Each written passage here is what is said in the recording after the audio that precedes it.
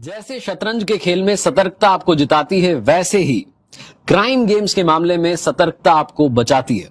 नमस्ते दोस्तों, my FM से मैं हूं आरजे कार्तिक और आप देखना शुरू कर चुके हैं क्राइम गेम्स। ये एक नई सीरीज है जहां हम आपको अवेयर करना चाहते हैं, जागरूक करना चाहते हैं क्राइम गेम्स के बारे में, ताकि कोई भी आपके साथ ये क्राइम गेम ना खेले। ये है क्राइम गेम्स। आज के जमाने में जैसे जैसे जमाना आगे बढ़ रहा है, वैसे वैसे क्रिमिनल्स का माइंड भी शार्प होता जा रहा है, उनके तरीके बदलते जा रहे हैं और एक नया ट्रेंड आ गया है जिसको बोलते हैं साइबर क्राइम। तो क्राइम हो या साइबर क्राइम हो, आप कैसे बच सकते हैं, इस पर इस सीरीज में हम डिटेल में बात करेंगे। हमारे साथ एक्सपर्ट्स जुड़ेंगे। आज के इस पहले एपिसोड में हम बात करने वाले हैं मैट्रिमोनियल साइट्स के जरिए जो फ्रॉड हो रहा है। आप मैट्रिमोनियल साइट पर खुद को रजिस्टर करते हैं और बाद में आपको पता चलता है कि शादी के नाम पर आपसे ठगी की गई है। किसी बंदे ने किसी बंदी से 5 लाख रुपए ठग लिए, किसी बंदी ने किसी बंदे से 10 लाख रुपए ठग लिए। तो ये जो मैट्रिमोनियल साइट्स हैं, ये वैसे तो इसलिए बनाई गई हैं कि आपकी शादी हो जाए, सब कुछ अच्छा रहे, लेकिन इनको भी साइबर क्रिमिनल्स ने अपना निशाना बना लिया है। आज हमारे साथ जुड़े हैं जयपुर पुलिस के chief cyber crime consultant Mukesh Chaudhary साहब। बहुत बहुत स्वागत है आपका। और आज के इस पहले एपिसोड में हम मैट्रिमोनियल फ्रॉड्स जो हैं उनको बड़े डिटेल में, बड़े विस्तार में आपको समझाने वाले हैं। तो सबसे पहले तो यही बताइए कि ये जो क्रिमिनल्स हैं, साइबर क्रिमिनल्स हैं, ये कैसे इन मैट्रिमोनियल साइट्स का फायदा उठा रहे हैं और कैसे ये, क्या इनकी मॉडस ऑपरेंडी है बेसिकली जिसके जरिए क्राइम हो रहा है? देखिए, टेक्नोलॉजी का जो एडवांसमेंट होता जा रहा है, टेक्नोलॉजी आपको कंफर्ट देने के लिए, आपको ईज देने के लिए और आपको किसी प्रॉब्लम का सॉल्यूशन देने के लिए बनी होती है। तो इसके बेस पे होता क्या है कि हर कोई चाहता है अपना परफेक्ट मैच ढूंढना, और जो फ्रॉडस्टर्स होते हैं वो एक डमी प्रोफाइल क्रिएट करते हैं जिसके अंदर मोर ओवर जो लोग सर्च कर रहे होते हैं उन्हीं के अकॉर्डिंगली वो प्रोफाइल्स क्रिएट करते हैं, और ये मिसलीडिंग और मैनिपुलेटिंग प्रोफाइल्स होती हैं। इसमें अगर किसी का लिखा है कि वो उससे 1 करोड़ का पैकेज है तो एक्चुअल में 1 करोड़ का पैकेज नहीं होता है। और ये सोच के अगर आप शादी कर लेते हैं कि प्रोफाइल पे क्या लिखा हुआ है, तो फिर आगे जाके फ्रॉड हो जाता है। तो प्रोफाइल पर नहीं जाना है आपको। अच्छा, इसी में थोड़ा सा मैं आगे बढ़ के आपसे जानना चाह रहा हूं कि ये जो क्राइम हो रहा है मैट्रिमोनियल साइट्स पर, जो शिकार बनाया जा रहा है लोगों को, इसका पैटर्न क्या होता है? किसी पर्टिकुलर एज ग्रुप के लोगों को ये लोग टारगेट करते हैं, कैसे इनका टारगेट एरिया क्या होता है? ये टारगेट कुछ इस तरीके से कर रहे होते हैं, जैसे अगर मान लीजिए किसी का ऑलरेडी डाइवोर्स हो रखा है, वो काफी वल्नरेबल होती हैं इस केसेस में, क्योंकि उनको पहले से मालूम है कि इनको इमोशनली टच करना है, इनकी तारीफ करनी है, ताकि उनकी जो है सॉफ्ट कॉर्नर उनका डेवलप हो जाए। और सॉफ्ट कॉर्नर डेवलप होने के बाद में अब उनसे फिर वो उनका एडवांटेज लेते हैं। वो चाहे हो सकता है कि मॉनिटरी एडवांटेज लें, उनसे कुछ मनी बोरो करें या कोई फेवर ले लें या कोई गिफ्ट ले लें। दूसरे केसेस वो हैं जिस केसेस के अंदर कुछ लोग क्या होता है कि अपने से बहुत ज्यादा गुड लुकिंग को सर्च कर रहे होते हैं। जैसे कोई एवरेज लुकिंग है और बहुत ज्यादा कोई, या तो किसी लेडी को कोई बहुत ही ज्यादा हैंडसम पर्सन चाहिए, ठीक है, अब या फिर कोई मेल है, उसको कोई बहुत ज्यादा ब्यूटीफुल फीमेल चाहिए अपनी लाइफ पार्टनर, और उनको उस अपोजिट जेंडर से रिक्वेस्ट आ भी जाती है और वो खुद ही इंटरेस्ट शो करते हैं। तो उनको लगता है कि नहीं, इसको मेरे अंदर कोई बहुत खूबी दिखी होगी तभी जाके इसने मुझे अप्रोच किया है। और फिर क्या है कि सामने से वो तारीफ भी करने लग जाते हैं। उनको लगता है कि नहीं, बस अब मेरे लिए यही परफेक्ट मैच है, और वो ये भूल जाते हैं कि जब आपसे वो बहुत ज्यादा बेटर है तो उसके पास में और भी ऑप्शन है, आप ही क्यों सेलेक्ट किया। पर उस टाइम पे ये डाउट नहीं हो रहा होता है, हर कोई अपने आप पे ये भरोसा रख रहा होता है कि नहीं, मेरे में तो वो बात है। तो बहुतों को लगता है कि मुझ में वो बात है, लेकिन मैं आपसे ये भी जानना चाह रहा हूँ कि क्या एज ग्रुप भी इसमें मैटर करती है कि भाई एक पर्टिकुलर एज हो गई है तो लोगों में डिस्प्रेशन बढ़ गई, ऐसे लोगों को भी टारगेट किया जाता है? बिल्कुल है, क्योंकि नॉर्मली क्या होता है कि शादी और रिश्ते और ये इस तरीके से होते हैं कि घर में जो बड़े बुजुर्ग होते हैं वो आपके लिए रिश्ता देखते हैं, पर एक लेवल के बाद में जब एज बहुत ज्यादा हो जाती है तो फिर वो फाइनली, कुछ लोग ऐसे हैं जो ना चाहते हुए भी मैट्रिमोनी पोर्टल पे मूव कर जाते हैं, और वहां पे फिर वो जल्दबाजी में कोई ऐसा डिसीजन ले लेते हैं जिससे उनकी जो लाइफ है वो आगे जाके हो सकता है कि हेल बन जाए। राइट। अब मैं थोड़ा सा केसेस के बारे में बात करना चाहता हूँ। एक ओडिशा से केस आया जिसमें महिला खुद को डॉक्टर बता रही थी और उन्होंने एक व्यक्ति से 4 लाख रुपए की ठगी की। उन्होंने कहा कि मैं आपको एक महंगा गिफ्ट भेज रही हूँ और कस्टम ड्यूटी के नाम पर ये ठगी हुई। मैट्रिमोनियल साइट्स का फायदा उठा करके ठगी हो रही है। इसको जरा अगर आप समझाएं कि कैसे बच सकते हैं इस तरीके की ठगी से। मैट्रिमोनी पोर्टल में ये ऐसे केसेस जिसके अंदर अगर किसी को अपना परफेक्ट मैच मिलता है तो उनका जो पार्टनर है, और वो पार्टनर उनके लिए कोई गिफ्ट भेजना चाहते हैं कि मैं आपके लिए एक डायमंड रिंग भेज रहा हूँ। गिफ्ट कोई आता ही नहीं है, ना कोई भेजता है ना कहीं पहुंचता है। बस एक लेडी का कॉल आएगा, कस्टम्स डिपार्टमेंट से मैं बोल रही हूँ और आपका एक गिफ्ट आया है और इसके अंदर कस्टम्स की ड्यूटी आपको पे करनी होगी। फिर ये क्या होता है कि पेमेंट मांगते हैं कि सर कस्टम के लिए ड्यूटी ये है, आपके जो डायमंड है, जो डायमंड रिंग है, उसके जो डायमंड के जो नेकलेस है या रिंग है, उसकी कॉस्ट जो है वो कुछ इतने लाख रुपए का है या 50 लाख का है, 60 लाख का नेकलेस है, और इतना आपको कस्टम ड्यूटी पे करना है, आपको 50,000 देना है, आपको 80,000 देना है। फिर वो पे करने के बाद में वो बोलते हैं कि नहीं एक्चुअली क्या है कि ये डायमंड हम सोच रहे थे नॉर्मल डायमंड है, ये तो बहुत ज्यादा एक्सपेंसिव डायमंड है, रेयर डायमंड्स में से एक है, और इसकी कॉस्ट जो इवेल्युएशन हुई है वो ज्यादा इसकी वैल्यू है, और आपको अब ये और ड्यूटी पे करना होगा, और वो ड्यूटी पे करवाते रहते हैं। राइट। और जितना एक्सपेंसिव बताएंगे गिफ्ट उतनी ज्यादा ड्यूटी पे कर सकते हैं।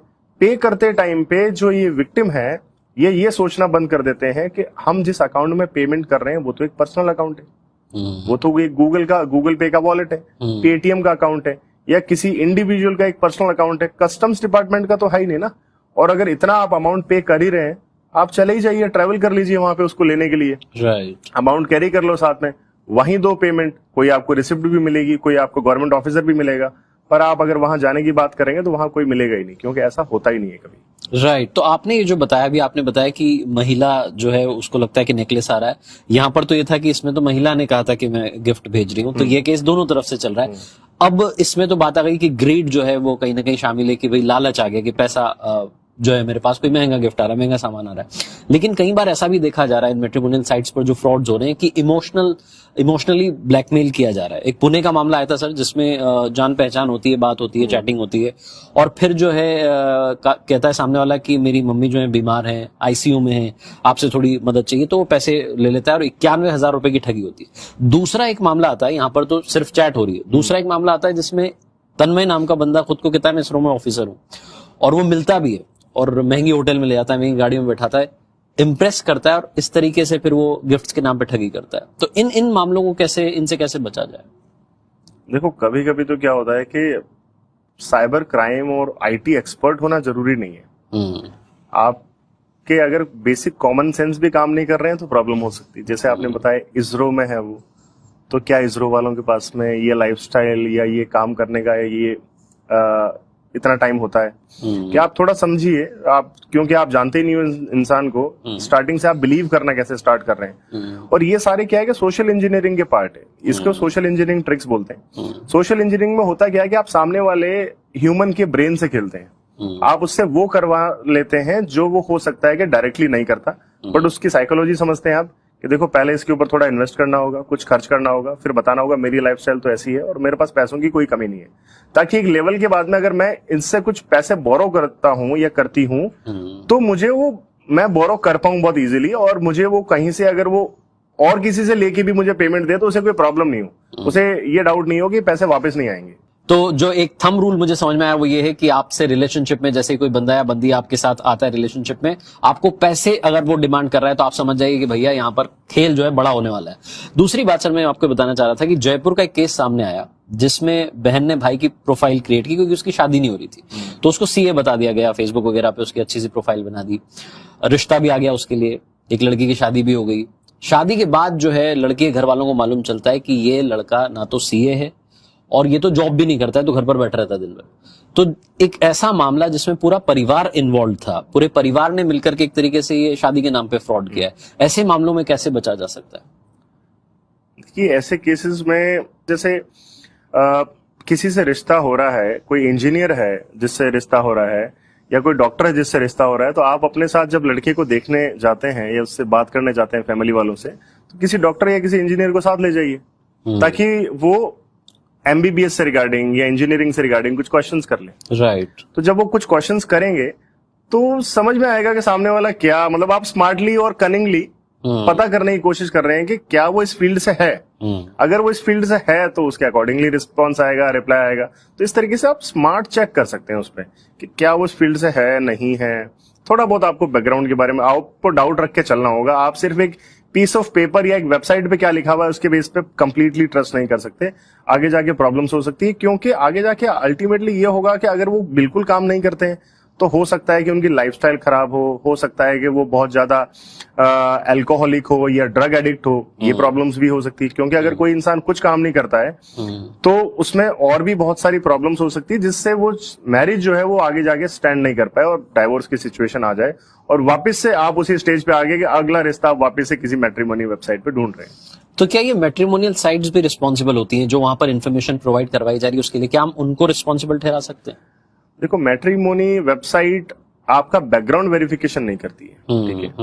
तो यहाँ पे जैसे आप बता रहे हैं, तो एक ये अच्छा पार्ट हो सकता है कि कोई ऐसा मैट्रिमोनी वेबसाइट आए जो बैकग्राउंड वेरिफिकेशन भी करे कि वो चार्टर्ड अकाउंटेंट है या नहीं है, राइट। तो हमने ये डेजिग्नेशन है या इनका ये जॉब जो है, इसका बैकग्राउंड वेरिफिकेशन किया और ये वेरीफाइड इंफॉर्मेशन है, राइट। तो अगर ये ऑप्शन कहीं होने लग जाएगा तो बहुत सारे लोग जो हैं वो फ्रॉड से बच जाएंगे। क्या बात है। तो अगर ऐसा हमने एक बता दिया, अगर ऐसा कोई मैट्रिमोनियल साइट से कोई देख रहे हैं तो आप ये फीचर लेकर के आ सकते हैं। आखिरी में आपसे जानना चाह रहा हूं, अगर किसी के साथ ऐसा फ्रॉड हो गया है, कहाँ वो कंप्लेंट इसकी रजिस्टर करवाए? अगर किसी के साथ में फ्रॉड हो गया है तो देखिए, हर स्टेट में और हर सिटी में अलग अलग प्रोविजंस होते हैं। जैसे अगर राजस्थान की बात करें तो राजस्थान में अभी 2 पुलिस स्टेशन हैं साइबर क्राइम के डेडिकेटेड। एक है पुलिस कमिश्नरेट जयपुर में। पुलिस कमिश्नरेट जयपुर में अगर 1 लाख अबव फाइनेंशियल फ्रॉड हुआ है किसी के साथ में, तो वो पुलिस कमिश्नरेट जयपुर में आके कंप्लेंट रजिस्टर करवा सकते हैं। या फिर अगर किसी के साथ में 5 लाख से ऊपर का फ्रॉड हुआ है तो एक स्टेट लेवल का साइबर क्राइम पुलिस स्टेशन है जो एसओजी के अंडर आता है, वो भी अगेन जयपुर में ही है। एसओजी और एटीएस के अंडर आता है वो पुलिस स्टेशन, वो वहां जाके रिपोर्ट कर सकते हैं। रेस्ट जो भी आपका नियर बाय पुलिस स्टेशन है, जो आपका लोकल पुलिस स्टेशन है जहां आप रहते हैं, या जो आपके ऑफिस के पास का पुलिस स्टेशन है, उनको पावर्स हैं, वो सारे के सारे केसेस रजिस्टर कर सकते हैं। जो केस आप इन पुलिस स्टेशन में रजिस्टर करवा सकते हैं, वो केसेस भी वहां रजिस्टर हो सकते हैं। गवर्नमेंट ऑफ इंडिया की एक ऑनलाइन वेबसाइट भी है, cybercrime.gov.in, वहां जाके आप अपना केस रजिस्टर कर सकते हैं।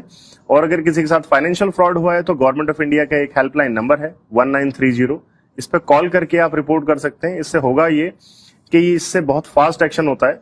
आगे से आगे जहां भी पेमेंट गया होगा आपका, उसको ये फ्रीज करवाते हैं, और उस अकाउंट में अगर पेमेंट है, जब तक ये एक्शन लिया तब तक वो अमाउंट फ्रीज हो जाता है और आपको पैसा बाद में मिल सकता है। तो आप बाद में जाके अपना case registration local police station में कर सकते हैं। तो आज के इस एपिसोड में जो बातचीत हुई है उसके बाद मुझे 3 टिप्स मिली है, मैं आपके साथ भी शेयर करता हूं। मैट्रिमोनियल साइट्स पर आपकी किससे बात हो रही है, वो आपसे पैसा मांग रहा है, पैसा मत भेजिएगा। दूसरी बात, अपनी पर्सनल और जो फाइनेंशियल डिटेल्स हैं वो डिस्क्लोज मत कीजिएगा। और तीसरी बात, बैकग्राउंड चेक जरूर कीजिएगा। ऐसा ना हो कि जो आपने पढ़ लिया प्रोफाइल में उसको सच मान करके आप शादी कर बैठे। Thank you so much sir, आज के इस एपिसोड में डिटेल में बात करने के लिए, और बहुत सारी आपने जानकारियां शेयर की जिससे हमारे लिसनर्स व्यूअर्स अवेयर होंगे। Thank you so much. आप देखते रहिए क्राइम गेम्स, हमारे साथ लगातार एक्सपर्ट्स होंगे। हमारे साथ आज के एपिसोड में थे जयपुर पुलिस के chief cyber crime consultant Mukesh Chaudhary साहब। सुनते रहिए माय एफएम। चलो आज कुछ अच्छा सुनो। ये है क्राइम गेम।